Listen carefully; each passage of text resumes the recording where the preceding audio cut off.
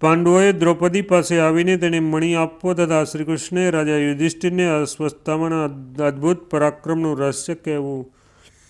વૈશંપાયનજી કહે છે, રાજન, ત્યાર પછી અશ્વત્થામા પાંડવોને મણી આપીને તે બધાની સામે ઉદાસ અને મનમાં ચાલ્યો ગયો. અહીં પાંડવો પણ શ્રીકૃષ્ણ, નારદ અને વ્યાસજીને આગળ કરીને બહુ ત્વરાથી દ્રૌપદીની પાસે આવ્યા. દ્રૌપદી અન્યનો ત્યાગ કરીને બેઠી હતી. ત્યાં બધા જ તેની ચારે બાજુ બેસી ગયા હતા. પછી રાજા યુધિષ્ઠિરની આજ્ઞાથી ભીમસેન દ્રૌપદીને એક દિવ્ય મણી આપ્યો અને તેણે કહ્યું, કલ્યાણી, લો, આ મણી છે. તમારા પુત્રનો વધ કરનારને અમે જીતી લીધો છે. હવે જૂઠો અને ક્ષાત્ર ધર્મનો વિચાર કરીને શોક ત્યાગી દો. જે સમયે શ્રીકૃષ્ણ સંધિ માટે કૌરવોની સભામાં જઈ રહ્યા હતા તે સમયે તમે તેમને કહ્યું હતું કે કેશવ, આજે પાંડવો મારા અપમાનની વાત ભૂલીને શત્રુઓ સાથે સંધિ કરવા ચાહે છે. આથી હું સમજું છું કે ન તો મારા પતિ છે, ન પુત્ર છે, ન ભાઈ છે અને તથા તમે પણ મારા નથી. તો આજે પોતાના તે ક્ષત્રિય ધર્મોચિત વાક્યોને યાદ કરો. પાપી દુર્યોધન મર્યો ગયો. મેં તરફડતા દુશાસનનું રક્તપાન પણ કરી લીધું તથા દ્રોણપુત્રને તો અમે જીતી લીધો. બ્રાહ્મણ અને ગુરુપુત્ર સમજીને જ તેને જીવતો છોડી દીધો છે. તેનો તમામ યશ ધૂળમાં મળી ગયો છે. અમે તેનો મણી છીનવી લીધો છે અને અસ્ત્રો પૃથ્વી પર ફેંકાવી દીધા છે. આ સાંભળીને દ્રૌપદીને કહ્યું, ગુરુપુત્ર તો મારા માટે ગુરુતુલ્ય જ છે. હું તો માત્ર તેની સાથે પોતાના અનિષ્ટનો બદલો લેવા જ ઈચ્છતી હતી. હવે આ મણીને મહારાજ પોતાના મસ્તક પર ધારણ કરે. ત્યારે રાજા યુધિષ્ઠિરે તે મણીને ગુરુનો પ્રસાદ સમજીને દ્રૌપદીના કહેવાથી તે જ સમયે પોતાના મસ્તક પર ધારણ કરી લીધો. ત્યારબાદ પુત્ર શોકાતુર દ્રૌપદી ઉઠીને પોતાના સ્થાન પર ચાલી ગઈ. રાજન, હવે મહારાજ યુધિષ્ઠિરે રાત્રિના સમયે જે વીરો માર્યા હતા તેમના માટે શોકાતુર થઈને શ્રીકૃષ્ણને કહ્યું, કૃષ્ણ અસ્વસ્થામાં તો શસ્ત્ર વિદ્યામાં વિશેષ કુશળ પણ ન હતો. પછી તેણે મારા બધા જ મહારથી પુત્રો અને હજારો યોદ્ધાઓ સાથે એકલા જ ટક્કર લેનારા દ્રુપદ પુત્રને કઈ રીતે મારી નાખ્યો. તેણે એવું કયું પુણ્યકર્મ કર્યું હતું જેના પ્રભાવથી તેણે એકલાએ જ આપણા બધા જ સૈનિકોને નષ્ટ કરી નાખ્યા. શ્રીકૃષ્ણે કહ્યું, અશ્વત્થામાએ સાચે જ ઈશ્વર દેવાધિદેવ અવિનાશી ભગવાન શંકરનો શરણ લીધું હતું. તેનાથી જ તે એકલાએ અન્ય યોદ્ધાઓને મારી નાખ્યા. મહાદેવજી તો પ્રસન્ન થાય તો અમર પણ બનાવી શકે છે અને એટલું પરાક્રમ આપી દે છે જેનાથી ઇન્દ્રને પણ નષ્ટ કરી શકાય છે. ભરત શ્રેષ્ઠ, મહાદેવજીના સ્વરૂપનું મને સારી રીતે જ્ઞાન છે તથા તેમના જે અનેક પ્રાચીન કર્મો છે તેમનું પણ હું જાણું છું. તેઓ સંપૂર્ણ પ્રાણીઓના આદિ, મધ્ય અને અંત છે. આ સંપૂર્ણ જગત તેમની જ કૃપાથી ચેષ્ટા કરી રહ્યું છે. તે મહાન પરાક્રમી મહાદેવજી જ અશ્વત્થામા પર પ્રસન્ન થઈ ગયા હતા. એથી જ તેમણે તમારા મહારથી પુત્રોને અને પાંચાલ રાજના અનેક અનુયાયીઓને ધરાશય કરી દીધા હતા. હવે તમે તેના વિશે કોઈ વિચાર ન કરો. અશ્વત્થામાએ આમ કામ મહાદેવજીની કૃપાથી જ કર્યું છે. તમે તો હવે આગળ જે કરવાનું છે તે કરો. સૌપ્તિક પર્વ સમાપ્ત. શ્રી ગણેશાય નમઃ. સંક્ષિપ્ત મહાભારત સ્ત્રી પર્વ. શોકાકુળ ધૃતરાષ્ટ્રને સંજય અને વિદુરનું સમજાવવું. નારાયણમ નમસ્કૃત્યમ નરમ ચૈવમ નરોત્તમમ દેવીમ સરસ્વતીમ વ્યાસમ તતો જયમુદીરયતેત. અંતર્યામી નારાયણ સ્વરૂપ ભગવાન શ્રી કૃષ્ણ, તેમના નિત્ય સખા નવરત્ન અર્જુન, તેમની લીલાને પ્રગટ કરનારી ભગવતી સરસ્વતી અને તેના વક્તા મહર્ષિ વેદવ્યાસને નમસ્કાર કરીને આસુરી સંપત્તિઓ પર વિજય પ્રાપ્તિપૂર્વક અંતઃકરણને શુદ્ધ કરનારા મહાભારત ગ્રંથનો પાઠ કરવો જોઈએ.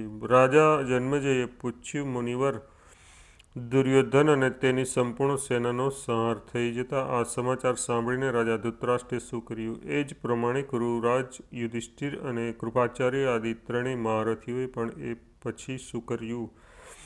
વૈશંપાયનજી બોલ્યા, રાજન, પોતાના 100 પુત્રોનો સંહાર થઈ જવાથી મહારાજ ધૃતરાષ્ટ્ર બહુ દુઃખી થયા. પુત્ર શોકથી તેનું હૃદય બળવા લાગ્યું અને તેઓ ચિંતામાં ડૂબી ગયા. તે સમયે સંજયે તેમની પાસે જઈને કહ્યું, મહારાજ, તમે તે ચિંતા કેમ કરો છો? શોકને કોઈ લઈ તો શકતું જ નથી. રાજન, આ યુદ્ધમાં 18 અક્ષોણી સેના મરાઈ ગઈ. આ પૃથ્વી નિર્જન થઈને સુમસામ થઈ ગઈ છે. અમે તમે ક્રમશઃ પોતાના કાકા, મોટા કાકા, પુત્રો, પૌત્રો, સંબંધીઓ, સુહૃદયો અને ગુરુજનોની પ્રેતક્રિયા કરાવો. સંજયની આ દુઃખદ વાણી સાંભળીને રાજા ધૃતરાષ્ટ્ર પુત્રોના વધથી વ્યાકુળ થઈને પૃથ્વી પર પડી ગયા. પછી સાવધાન થઈને તેઓ બોલ્યા, મારા પુત્રો, મંત્રીઓ અને બધા જ સુહૃદયો મરાઈ ચૂક્યા છે. અમે તો આ પૃથ્વી પર ભટકીને દુઃખ ભોગવવું જ મારા માટે બાકી રહ્યું છે. આવી જિંદગીથી મને શો લાભ છે? મારું રાજ્ય નષ્ટ થઈ ગયું, બંધુ બાંધો બધા જ યુદ્ધમાં મરી ગયા અને આંખો તો પહેલેથી જ નથી. અરે મેં આ હિતેશી પરશુરામજી, નારદજી અને ભગવાન કૃષ્ણ દ્વૈપાયનની વાત પણ ન સાંભળી. શ્રી કૃષ્ણે સંપૂર્ણ સભાની વચ્ચે મારા ભલા માટે કહ્યું હતું કે રાજન, વ્યર્થ વેર ન બાંધો, પોતાના પુત્રને રોકો, પરંતુ હું એવો મૂર્ખ છું કે મેં તેમની વાત ન માની. એ જ પ્રમાણે મેં ભીષ્મની ધર્માનુકૂળ સલાહ પણ ન સાંભળી. તેથી જ આજે ભૂંડી રીતે પસ્તાવું પડે છે. સંજય, આ જન્મમાં કરેલું કોઈ પણ પાપ આજે તો યાદ આવતું નથી, જેના કારણે મારે આ ફળ ભોગવવું પડ્યું છે. ખરેખર પૂર્વજન્મમાં મારાથી કોઈ મહાન અપરાધ થયો છે. તેથી જ વિધાતાએ મને આ દુઃખદ કર્મોમાં નિયુક્ત કરી દીધો છે. હવે મારી ઉંમર ઢળી ચૂકી છે. બધા જ બંધુ બાંધવો સમાપ્ત થઈ ચૂક્યા છે અને દેવવશ મારા હિતૈષી અને મિત્રોનો પણ નાશ થઈ ચૂક્યો છે. ભલા હવે સંસારમાં મારાથી વધીને દુઃખી કોણ હશે? તેથી પાંડવો મને આજે જ બ્રહ્મલોકમાં ખુલેલા માર્ગ પર જતો જુએ. આ પ્રમાણે રાજા ધૃતરાષ્ટ્રે અત્યંત શોક પ્રગટ કરતા અનેક વાતો કહી. ત્યારે સંજય રાજાના શોકને શાંત કરવા માટે આ પ્રમાણે કહ્યું, રાજન, તમારો પુત્ર દુર્યોધન અત્યંત દુષ્ટ બુદ્ધિનો હતો. દુશાસન, કર્ણ, શકુની, ચિત્રસેન અને શલ્ય એ જેમણે સંપૂર્ણ સંસારમાં કાંટા જ વાવ્યા હતા, તે બધાય તેના સલાહકાર હતા. અરે તેણે પિતામહ ભીષ્મ, માતા ગાંધારી, કાકા વિદુર, ગુરુ દ્રોણાચાર્ય, આચાર્ય કૃપ અને મહામતી નારદજીની વાત પણ ન સાંભળી, એટલે સુધી કે તેણે બીજા અનેક ઋષિઓ અને અતુલિત તેજસ્વી વ્યાસજીનું પણ કહ્યું ન માન્યું. તેને સદા યુદ્ધની જ લગની લાગી હતી. તેના કારણે તેને કદી આદરપૂર્વક ધર્માનુષ્ઠાન પણ ન કર્યું અને ન ક્યારેય ક્ષત્રિયોના કોઈ ધર્મનો આદર પણ કર્યો. તેણે તો વ્યર્થમાં જ ક્ષત્રિયોનો સંહાર કરાવ્યો. તમે બધી જ રીતે સક્ષમ હતા, તેમ છતાં આ બાબતમાં તમે પણ કાંઈ કહ્યું નહીં. તમારી વાત કોઈ ટાળી શકે એમ ન હતું, તો પણ તમે નિરપક્ષ થઈને બંને બાજુના મુદ્દાને લઈને ત્રાજવે તોડ્યો નહીં. મનુષ્ય યથાશક્તિ ઉપાય અગાઉથી જ એવું કામ કરવું જોઈએ, જેથી પોતાના પાછલા કર્મો માટે પસ્તાવું ન પડે. તમે તો પુત્ર સ્નેહમાં ફસાઈને તેનું જ હિત કરવા ચાહ્યું, તેથી જ આજે પશ્ચાતાપ કરવો પડે છે. તેથી અમે આના માટે કોઈ શોક કરવો ન જોઈએ. શોક કરવાથી ન તો ધન મળે છે, ન ફળ પ્રાપ્ત થાય છે, ન ઐશ્વર્ય મળે છે, કે ન પરમાત્માની પ્રાપ્તિ પણ થાય છે. જે પુરુષ સ્વયં અગ્નિ પેટાવીને તેને કપડામાં લપેટીને બળવા લાગે છે અને પછી પસ્તાવો કરવા બેસે, તેને બુદ્ધિમાન કહી શકાય નહીં. અત્યારે તમે અને તમારા પુત્રોએ પાંડવરૂપી અગ્નિને પોતાના શબ્દોરૂપી વાયુથી ઓલવ્યો હતો અને તેમાં લોભરૂપી ઘી હોમીને પ્રજ્વલિત કર્યો હતો. જ્યારે તે અગ્નિ ધુધુકી ઉઠ્યો ત્યારે તેમાં તમારા પુત્રો પતંગિયાની જેમ પડવા લાગ્યા અને તેની બાણરૂપી જ્વાળાઓમાં બળીને ભસ્મ થઈ ગયા. તેથી તમારે તેમના માટે શોક કરવો ન ઘટે. અત્યારે અશ્રુપાતને કારણે તમારું મુખ અત્યંત મલિન થઈ ગયું છે. શાસ્ત્રની દ્રષ્ટિએ આવું થતું ઉચિત નથી અને સમજુ માણસો અને સારું કહેતા નથી. આ શોકના આંસુ અગ્નિના તણખલાની જેમ મનુષ્યને દઝાડતા રહે છે. તેથી તમે બુદ્ધિથી મનને સાવધાન કરીને શોક અને રોષને છોડી દો. વૈશંપાયનજી કહે છે, આ પ્રમાણે મહાત્મા સંજયે રાજા ધૃતરાષ્ટ્રને ધીરજ આપી. ત્યાર પછી વિદુરજી પોતાના અમૃતતુલ્ય મીઠા શબ્દોમાં તેમણે સાંત્વના આપતા કહેવા લાગ્યા, રાજન, તમે પૃથ્વી પર કેમ પડ્યા છો? ઉઠીને બેઠા થઈ જાઓ અને વિચારપૂર્વક મનને સાવધાન કરો. સંસારમાં બધા જીવોની અંતે આજ તો ગતિ થાય છે. જેટલું પણ સંચય કરેલું છે તેનો અંત ક્ષયમાં જ થશે. તમામ ભૌતિક ઉત્પત્તિઓનો અંત પતનમાં જ નિશ્ચિત છે. બધા જ સંયોગ વિયોગમાં જ સમાપ્ત થવાના જ છે. એ જ રીતે જીવનનો અંત પણ મૃત્યુમાં જ થવાનો છે. જ્યારે યમરાજ શૂરવીર અને બિક્કણ બંનેને પોતાની તરફ ખેંચે છે ત્યારે તે વીર ક્ષત્રિયો યુદ્ધમાં શા માટે ન કરત? રાજન, સમય આવીએ કોઈ બચી શકતું નથી. જે યુદ્ધ નથી કરતો તે પણ મરે છે અને ક્યારેક તો યુદ્ધ કરનારો પણ બચી જાય છે. મૃત્યુ આવે ત્યારે તો કોઈ જીવી શકતું નથી. જેટલા પ્રાણીઓ છે તે આરંભમાં ન હતા અને અંતમાં પણ નહીં રહે, માત્ર વચ્ચે જ દેખાય છે. તેથી તેને માટે શોક કરવાની શી આવશ્યકતા છે? શોક કરવાથી મનુષ્ય ન તો મરનારની સાથે જઈ શકે છે કે ન મરી શકે છે. આ પ્રમાણે સંસારની આ જ સ્વાભાવિક સ્થિતિ છે. ત્યારે તમારે આપ શા માટે શોક કરો છો? આ ઉપરાંત રાજન, યુદ્ધમાં મર્યા ગયેલા વીરો માટે તો તમારે શોક કરવો જ ન જોઈએ. જો શાસ્ત્રો સાચા છે તો તે બધા જ પરમગતિ મળી છે. બધાને પરમગતિ મળી છે. આ યુદ્ધમાં મરનારા બધા વીરો સ્વાધ્યાયશીલ અને સદાચારી હતા તથા તેઓ બધા જ શત્રુઓ સાથે યુદ્ધ કરીને વીરગતિને પ્રાપ્ત થયા છે. તેથી તેમના માટે શોકનો અવસર ક્યાં છે? જન્મ પહેલાં તે બધા જ અદૃશ્ય હતા અને હવે બધા જ અદૃશ્ય થઈ ગયા છે. ન તો તેઓ તમારા હતા કે ન તમે તેમના છો. પણ પછી શોક કરવાનું શું કારણ છે? યુદ્ધમાં તો જે મનુષ્ય મરાઈ જાય છે તેને સ્વર્ગ મળે છે અને જે મારે છે તે કીર્તિ મળે છે.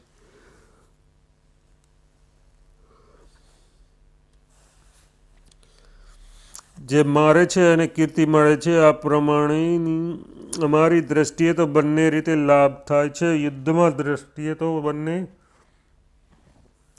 યુદ્ધમાં નિષ્ફળતા તો છે જ નહીં. મનુષ્ય દક્ષિણાયુક્ત યજ્ઞ અને તપ દ્વારા પણ એટલી સુગમતાથી સ્વર્ગ પ્રાપ્ત કરી શકતો નથી જેટલી સરળતાથી યુદ્ધમાં મરાઈ જનારા શૂરવીરોને તેને પ્રાપ્ત કરી લે છે. આ પ્રમાણે ક્ષત્રિયો માટે તો આ લોકમાં ધર્મ યુદ્ધથી વધીને બીજું કોઈ સાધન નથી. તેથી જ ધર્મયુદ્ધથી વધીને બીજું કોઈ સાધન નથી. તેથી તમે તમારા મનને શાંત કરીને શોક છોડી દો. આ પ્રમાણે શોકાકુળ થઈને તમારા શરીરનો ત્યાગ ન કરવો જોઈએ. સંસારમાં વારંવાર જન્મ લઈને તમે હજારો માતા પિતા અને સ્ત્રી પુત્રાદિનો સંગ કરી ચૂક્યા છો, પરંતુ વાસ્તવમાં તેઓ કોના થયા અને કોના આપણે? શોકના હજારો સ્થાન છે અને ભયના પણ સેંકડો સ્થાન છે, પરંતુ એનો હંમેશા મૂર્ખ પુરુષો પર જ પ્રભાવ પડે છે, બુદ્ધિમાનો પર નહીં. કુરુશ્રેષ્ઠ કાળનું તો ન કોઈ પ્રિય છે ન અપ્રિય અને ન કોઈના પ્રત્યે તેની ઉદાસીનતા પણ છે. એ તો બધાને મૃત્યુ તરફ ખેંચીને લઈ જાય છે. કાળ જ પ્રાણીઓને વૃદ્ધ કરે છે અને કાળ જ તેમને નષ્ટ કરી દે છે. જ્યારે બધા જ જીવો સૂઈ જાય છે તે સમયે પણ કાળ જાગતો રહે છે. નિસંદેહ કાળથી છુટકારો મેળવવો અત્યંત કઠિન છે. યૌવનરૂપ જીવન, ધનનો સંગ્રહ, આરોગ્ય અને પ્રિયજનોનો સહવાસ આ બધું અનિત્ય છે. બુદ્ધિમાન પુરુષે આમાં ફસાવું ન જોઈએ. આ દુઃખ તો સંપૂર્ણ રાષ્ટ્રને સ્પર્શી ગયું છે. તેના માટે તમે એકલા શોક ન કરશો. જોકે પ્રિયજનોનો વિયોગ થતાં દુઃખ હેરાન કરે જ છે, છતાં પણ શોક કરવાથી તે દૂર થતું નથી. કેમ કે ચિંતન કરવાથી દુઃખ ક્યારેય ઓછું થતું નથી. એનાથી તો તેમાં વધારો થાય છે. જે લોકો ઓછી બુદ્ધિના હોય છે તેઓ જ અનિષ્ટની પ્રાપ્તિ અને ઇષ્ટનો વિયોગ થતાં માનસિક દુઃખથી પીડાય છે. શોક કરવાથી મનુષ્ય કર્તવ્ય વિમૂઢ થઈ જાય છે તથા અર્થ, ધર્મ અને કામરૂપી ત્રણેય પુરુષાર્થોથી પણ વંચિત રહી જાય છે. ભિન્ન ભિન્ન આર્થિક સ્થિતિઓમાંથી ગુજરતા અસંતોષ પુરુષો તો હતાશ થઈ જાય છે, પરંતુ વિચારશીલ વ્યક્તિ તો બધી જ અવસ્થાઓમાં સંતોષ પામે છે. મનુષ્ય માનસિક દુઃખને વિચારીને અને શારીરિક દુઃખને ઔષધિઓથી દૂર કરવું અને આને જ વિજ્ઞાનનું બળ કહે છે. તેને મૂર્ખ જેવો વ્યવહાર ન કરવો. મનુષ્યનું પૂર્વે કરેલું કર્મ તેના સૂઈ જવાથી સૂઈ જાય છે, ઉઠવાથી ઉઠી જાય છે અને દોડવાથી પણ સાથે દોડી શકે છે. તે જે અવસ્થામાં જેવું શુભ કે અશુભ કર્મ કરે છે તે અવસ્થામાં તેનું ફળ પણ ભોગવે જ છે. મનુષ્ય સ્વયં જ પોતાનો બંધુ છે અને સ્વયં જ પોતાનો શત્રુ છે તથા સ્વયં જ પોતાના પાપ પુણ્યનો સાથી છે. તે સુખ કર્મોથી દુઃખ પામે છે. તે શુભ કર્મોથી સુખ પામે છે અને પાપથી દુઃખ ભોગવે છે. આ પ્રમાણે હંમેશા કરેલા કર્મોનું જ ફળ મળે છે, ન કર્યા હોય તેનું મળતું જ નથી.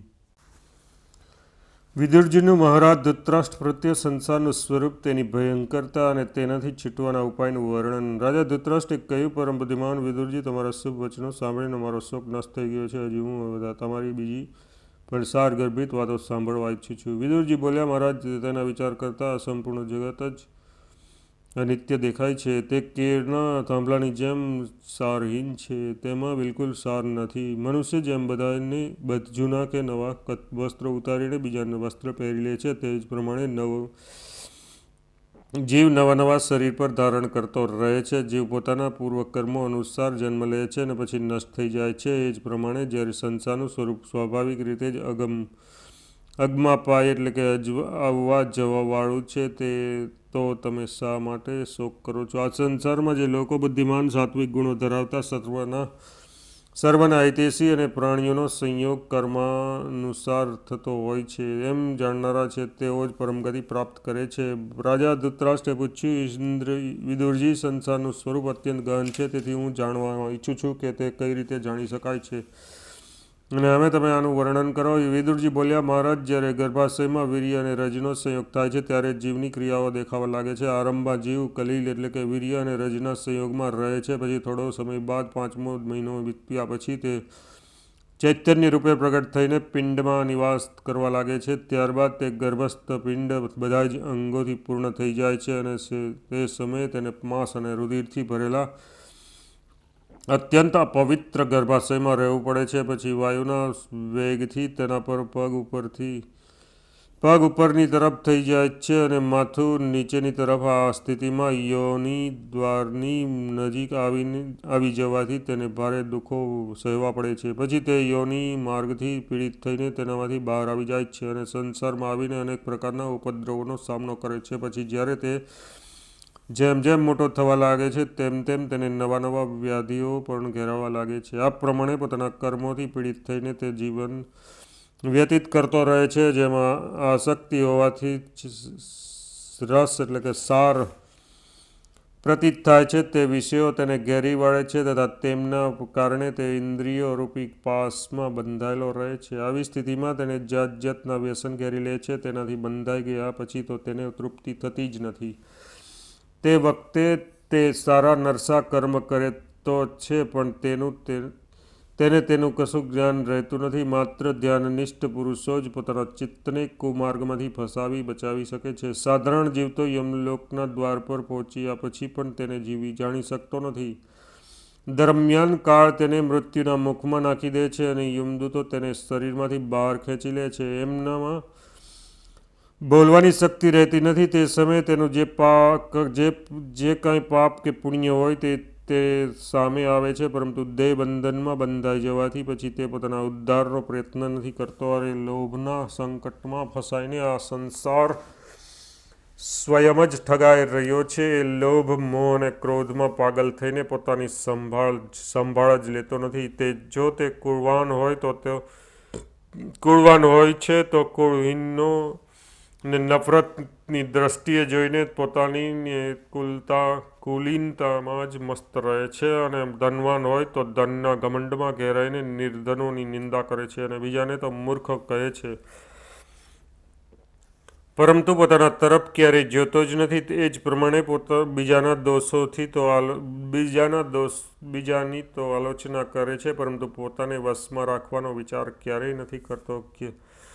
જ્યારે બુદ્ધિમાન અને મૂર્ખ, ધનવાન અને નિર્ધન, કુળવાન અને કુલહીન તથા પ્રતિષ્ઠિત અને અપ્રતિષ્ઠિત બધા જ સ્મશાન ભૂમિમાં જઈને વસ્ત્રહીન અવસ્થામાં પડે છે. સ્મશાન ભૂમિમાં જઈને વસ્ત્રહીન અવસ્થામાં પડે છે ત્યારે કોઈ પણ વ્યક્તિને તેમનામાં એવો કોઈ ભેદ દેખાતો નથી કે જેનાથી તેના કુળ અને વિશેષતાનો પત્તો લાગી શકે. જ્યારે મર્યા પછી બધા જ જીવો સમાન ભાવે પૃથ્વીના ખોળામાં સૂવે છે તો પછી આ મૂર્ખાઓ એકબીજાને છેતરે કેમ છે? આ નાશવંત જગતમાં જે પુરુષ આ વેદોક્ત ઉપદેશને સ્વયં અથવા કોઈના દ્વારા સાંભળીને જન્મથી જ ધર્મનું આચરણ કરે છે તે અવશ્ય પરમગતિને પ્રાપ્ત થાય છે. રાજા ધૃતરાષ્ટ્રે કહ્યું, વિદુર, ધર્મના આ ગૂઢ રહસ્યનું જ્ઞાન બુદ્ધિથી જ થઈ શકે છે, તેથી તમે બુદ્ધિમાર્ગનો મને ઉપદેશ આપો. વિદુરજી કહેવા લાગ્યા, રાજન, ભગવાન સ્વયંભૂને નમસ્કાર કરીને હું આ સંસારરૂપી ગહન એટલે કે દુર્ગમ વનના એ સ્વરૂપનું વર્ણન કરું છું જેનું નિરૂપણ મહર્ષિઓએ પણ કર્યું છે. એક બ્રાહ્મણ કોઈ વિશાળ વનમાં જઈ રહ્યો હતો. તે એક દુર્ગમ સ્થાનમાં જઈ પહોંચ્યો. તે જંગલને સિંહ, વાઘ, હાથી અને રીંછ વગેરે ભયંકર પ્રાણીઓથી ભરાયેલું જોઈને તે બહુ જ ગભરાઈ ગયો. તેને રોમાંચ થઈ ગયો અને મનમાં ભારે ગડમથલ થવા લાગી. વનમાં આમ તેમ દોડીને તેને સુરક્ષિત સ્થાન માટે ઘણી શોધ કરી, પરંતુ તે ન તો વનમાંથી નીકળીને દૂર જઈ શક્યો કે ન તે જંગલી પ્રાણીઓથી તે પોતાની રક્ષા કરી શક્યો. એટલામાં તેણે જોયું કે તે ઘોર જંગલ બધી બાજુથી જાળથી ઘેરાયેલું છે. એક અત્યંત ભયંકર સ્ત્રીએ તેને પોતાના બાહુપાશમાં જકડી લીધો છે અને પર્વત જેવા ઊંચા 5 માથાવાળા નાગે પણ તેની બધી જ બાજુથી ઘેરી લીધો છે. એ વનની મધ્યમાં ઝાડ બીડથી ભરેલો એક ઊંડો કૂવો છે. તે બ્રાહ્મણ આમ તેમ ભટકતો તેમાં પડી ગયો, પરંતુ વેલાઓથી ઝાડમાં ફસાઈને તે ઉપર પગ અને નીચે માથું કરીને વચ્ચે જ લટકી ગયો. એટલામાં તેને કૂવામાં એક ભયંકર સાપ દેખાયો અને ઉપરની બાજુ કિનારા પર તેણે એક વિશાળકાય હાથી જોયો. તે હાથીના શરીરનો રંગ સફેદ અને કાળો હતો તથા તેના 6 મોં અને 5 પગ હતા. ધીરે ધીરે તે કૂવા તરફ આવી રહ્યો હતો. કૂવાના કિનારા પર જે વૃક્ષ હતું તેની ડાળીઓ પર જાતની મધમાખીઓને મધપૂડો બનાવ્યો હતો. એમાંથી મધની ધારાઓ પડી રહી હતી. મધ તો સ્વાભાવિક રીતે બધાને પ્રિય છે, તેથી તે કૂવામાં લટકી રહેલો પુરુષ આ મધ પીતો રહેતો હતો. આ સંકટમાં પણ મધ પીતા તેની તૃષ્ણા શાંત ન થઈ અને ન તેને પોતાના આવા જીવન પ્રત્યે વૈરાગ થયો. જે વૃક્ષના આધારે તે કૂવામાં લટકી રહ્યો હતો તેને રાત દિવસ કાળા અને સફેદ ઉંદરો કાપી રહ્યા હતા. આ પ્રમાણે આવી સ્થિતિમાં તે અનેક પ્રકારના ભયથી ઘેરાયેલો હતો. વનની સીમા પાસે હિંસક પ્રાણીઓનો અને અત્યંત ઉગ્ર રૂપવાળી સ્ત્રીઓનો ભય હતો. કૂવાના તળિયે નાગનો અને ઉપર હાથીનો ભય હતો. 5મો ભય ઉંદરોના કાપી નાખવાથી વૃક્ષની ડાળી પરથી નીચે પડવાનો અને 6ઠ્ઠો ભય મધના લોભને કારણે મધમાખીઓનો પણ હતો. આ પ્રમાણે સંસાર સાગરમાં પડીને પણ તે ત્યાંથી હટવાની ઈચ્છા કરતો ન હતો તથા જીવવાની આશા હોવાથી તેને તેનાથી વૈરાગ્ય પણ થયો ન હતો. મહારાજ, મોક્ષ તત્વના વિદ્વાનોએ આ એક દ્રષ્ટાંત આપ્યું છે. આને સમજીને ધર્મનું આચરણ કરવાથી મનુષ્ય પરમલોકમાં સુખનો અધિકારી બને છે. આ જે વિશાળ વન છે તે જ આ વિસ્તૃત સંસાર સમજવો. તેમાં જે દુર્ગમ જંગલ છે તે આ સંસારની દુર્ગમતા છે. તેમાં જે મોટા હિંસક પ્રાણીઓ છે તે જાતના વ્યાધિઓ છે તથા તેની સીમા પણ જે ભયંકર કદની સ્ત્રી છે તે છે વૃદ્ધાવસ્થા છે, જે મનુષ્યના રંગરૂપને નષ્ટ કરી નાખે છે. તે વનમાં જે કૂવો છે તે મનુષ્ય દેહ છે. તેમાં નીચે જે નાગ બેઠો છે તે સ્વયં કાળ છે. તે સમસ્ત દેહધારીને નષ્ટ કરી નાખનારો અને તેમના સર્વસ્વને હડપ કરી જનારો છે. કૂવામાં જે લતાઓ છે તેના તાંતણાઓમાં આ શરીર મનુષ્ય લટકેલું છે. તે તેની જીવવાની આશા છે તથા બીજા જે 6 મોં વાળો હાથી છે તે સંવત્સર એટલે કે વર્ષ છે. 6 ઋતુઓ તેના મુખ છે તથા 12 મહિના તેના પગ છે. તે વૃક્ષને જે ઉંદરો કાપી રહ્યા છે તે રાત દિવસ છે. તથા મનુષ્યની જે અનેક પ્રકારની કામનાઓ છે તે મધમાખીઓ છે. મધપૂડામાંથી જે મધ ટપકી રહ્યું છે તે ભોગોથી પ્રાપ્ત થનારા રસ સમજવા જોઈએ કે જેમાં મોટા ભાગના મનુષ્યો ડૂબેલા રહે છે. બુદ્ધિમાન લોકો સંસાર ચક્રની ગતિને આવી જ સમજે છે. તેથી જ તેઓ વૈરાગ્યરૂપી તલવારથી તેના બંધનોને કાપી નાખે છે. ધૃતરાષ્ટ્રે કહ્યું, વિદુર, તમે મોટા તત્વજ્ઞાની છો. તમે મને બહુ સુંદર આખ્યાન સંભળાવ્યું. તમારી અમૃતમય વાણીને સાંભળીને મને બહુ હર્ષ થઈ જાય છે. વિદુરજી બોલ્યા, મહારાજ સાંભળો, હવે હું વિસ્તારથી તમને આ માર્ગનું વિવરણ કરું છું. તેને સાંભળીને બુદ્ધિમાન લોકો સંસારના દુઃખોથી છૂટી જાય છે. રાજન, જે પ્રમાણે કોઈ લાંબા માર્ગે ચાલનારો મનુષ્ય થાકી જતા વચ્ચે વચ્ચે વિશ્રામ કરી લે છે, તે જ પ્રમાણે અજ્ઞાની લોકોને આ સંસાર યાત્રામાં ચાલતા ચાલતા વચ્ચે વચ્ચે ગર્ભમાં રહીને વિશ્રામ કરવો પડે છે. આ સંસારથી મુક્ત તો વિવેકી લોકો જ થાય છે. તેથી શાસ્ત્રના મર્મજ્ઞોએ ગર્ભવાસને માર્ગનું પ્રતીક અને ગહન સંસારને વન કહ્યું છે. મનુષ્યો તથા ચરાચર પ્રાણીઓનું આ સંસાર ચક્ર છે. વિવેકી પુરુષે તેમાં આસક્ત ન થવું જોઈએ. મનુષ્યોના જે પ્રત્યક્ષ અને પરોક્ષ શારીરિક તથા માનસિક વ્યાધિઓ છે તેમને જ બુદ્ધિમાનોએ હિંસક પ્રાણી કહ્યા છે. મંદ બુદ્ધિના માણસો આ વ્યાધિઓથી જાત જાતના દુઃખો અને સંકટો ઉઠાવવા છતાં પણ સંસારથી વિરક્ત એટલે કે અનાસક્ત થતા નથી. જો કોઈ રીતે મનુષ્ય આ વ્યાધિઓના સંકટમાંથી છૂટી પણ જાય તો છેવટે તેની વૃદ્ધાવસ્થા ઘેરી લે છે. તેથી જ તે જાત જાતની શબ્દ, સ્પર્શ, રૂપ, રસ અને ગંધની તૃષ્ણાઓથી ઘેરાઈને મજ્જા અને માંસરૂપી કિચડથી ભરેલા આશ્રયહીન શરીરરૂપી ખાડામાં પડતો રહે છે. વર્ષ, મહિના, પક્ષ અને દિવસ રાતનો સંધિકાળ ક્રમશઃ એના રૂપ અને આયુષ્યનો નાશ કર્યા કરે છે. આ બધા જ કાળના પ્રતિનિધિ છે. આ વાતને મૂર્ખ લોકો જાણતા નથી, પરંતુ વિદ્વાનોનું કહેવું છે કે પ્રાણીઓનું શરીર રથ જેવું છે. સત્વ એટલે કે સત્વગુણ પ્રધાન બુદ્ધિ સારથી છે, ઇન્દ્રિયો ઘોડા છે અને મન લગામ છે. જે મનુષ્ય સ્વેચ્છાપૂર્વક દોડી રહેલા તે ઘોડાઓની પાછળ એટલે કે ઇન્દ્રિયોના ભોગોમાં આસક્ત રહે છે તે તો આ સંસાર ચક્રમાં પૈડાની જેમ ફરતો રહે છે, પરંતુ જે બુદ્ધિપૂર્વક તેને વશમાં કરી લે છે તેને આ સંસારમાં આવવું પડતું નથી. તેથી બુદ્ધિમાન પુરુષે સંસારમાંથી નિવૃત્તિનો જ પ્રયત્ન કરવો જોઈએ. એ પુરુષ એ તરફ બેદરકાર ન રહેવું જોઈએ. જે પુરુષ ઇન્દ્રિયોને વશમાં રાખે છે, ક્રોધ અને લોભથી બચેલો છે તથા સંતુષ્ટ અને સત્યવાદી છે, તેને જ શાંતિ પ્રાપ્ત થાય છે. મનુષ્ય પોતાના મનને વશ કરીને બ્રહ્મજ્ઞાન રૂપી મહાન ઔષધિનું સેવન કરવું અને તેના દ્વારા જ સંસારરૂપી મહારોગને નષ્ટ કરી દેવો. આ દુઃખમાંથી સંયમશીલ ચિત્ત દ્વારા જેઓ છુટકારો મળી શકે છે તેવો છુટકારો પરાક્રમ, ધન, મિત્ર તથા હિતેષુ કોઈની સહાયતાથી મળી શકતો નથી. તેથી મનુષ્ય દયાભાવમાં સ્થિર રહીને શીલ એટલે કે ચારિત્ર પ્રાપ્ત કરવું જોઈએ. દમ, ત્યાગ અને અપ્રમાદ આ ત્રણેય પરમાત્માના ધામમાં જનારા ઘોડા છે. જે પુરુષ ચારિત્ર એટલે કે શીલરૂપી લગામને પકડીને આ ઘોડાઓથી જોતરેલા મનરૂપી રથ પર સવાર થાય છે તે મૃત્યુના ભયથી છૂટીને બ્રહ્મલોકમાં જાય છે. જે વ્યક્તિ સઘળા પ્રાણીઓને અભયદાન આપે છે તે ભગવાન વિષ્ણુના નિર્વિકાર પરમપદને પ્રાપ્ત થાય છે.